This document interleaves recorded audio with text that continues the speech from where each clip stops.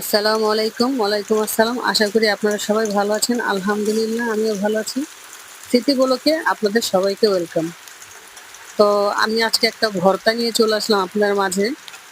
তো দেখতে পারতেছেন যে আমি কিন্তু পেঁয়াজ আর রসুন, মরিচ এগুলো ভর্তা বানানোর জন্য অলরেডি আমি টেলে নিলাম। তো টেলে নেওয়ার পরে এখন কিন্তু আমি বাটাবাটিতে চলে গেলাম। বাটাবাটিতে চলে যাওয়ার পর আপনাদের সাথে আমি এক হাতে ভিডিও করতেছি, আর এক হাতে আবার মোবাইলটা রেখে দিচ্ছি, রেখে দিয়ে ভিডিও করতেছি, আবার ভর্তা বাটছি। দেখুন, আমি কিন্তু অলরেডি মরিচ আর রসুন পেঁয়াজগুলো বেটে নিলাম। বেটে নেওয়ার পরে তারপর কিন্তু আমি কিন্তু মানে কাঁঠালের বিচিগুলো এক হাতে ভিডিও করলাম, আবার আর এক হাতে বেটে নিলাম।